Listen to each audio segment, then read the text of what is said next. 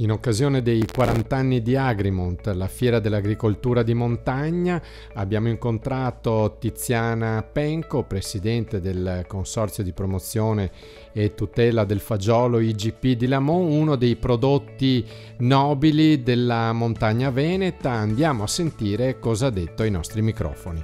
Un incontro particolare per i 40 anni di Agrimont qui a Longarone Fiere. Saluto Tiziana Penco, presidente del consorzio del fagiolo di Lamon, il dottor Giuseppe Crocetta, consulente agronomo. Allora, Tiziana, cosa presentiamo oggi? Ad Agrimont.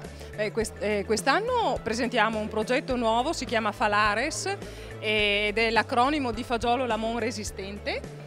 È un progetto scientifico con come partner l'Università di Udine per ricercare all'interno dei nostri fagioli dei fagioli resistenti o tolleranti a eventuali attacchi da virus che possono annullare, no, in condizioni particolarmente sfavorevoli la produzione, quindi l'intera produzione del nostro fagiolo, dando chiaramente sconforto ai nostri agricoltori e creando grossi problemi per l'ambiente nel caso ci fossero dei trattamenti, no, insetticidi per combattere il virus, cosa che invece noi non vogliamo fare, vogliamo trovare soluzioni naturali. Allora, quali sono le soluzioni naturali? Lo chiediamo al dottor Giuseppe Crocetta.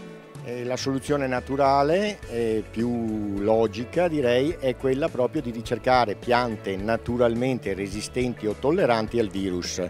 Se riusciremo in questo intento, e qualche risultato lo abbiamo già visto, c'è questa possibilità concreta, soprattutto già sperimentata su altre piante, e se riusciamo appunto a realizzarla anche per il fagiolo, possiamo riuscire in alcuni anni a distribuire seme che non viene attaccato dai virus a tutti gli agricoltori che coltivano il fagiolo di Lamon. Allora, presidente Tiziana Penco, la stagione 2019, quali sono gli auspici per il fagiolo di Lamon?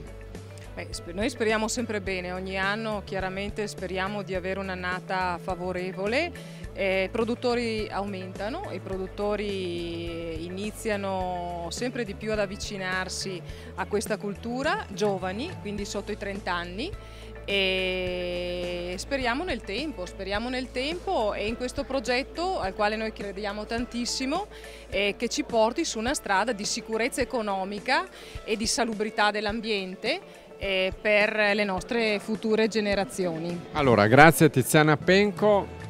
Noi strappiamo anche un impegno, forse ci vedremo a settembre a Lamon per la festa del fagiolo, e comunque andate e cercate il fagiolo di Lamon IGP.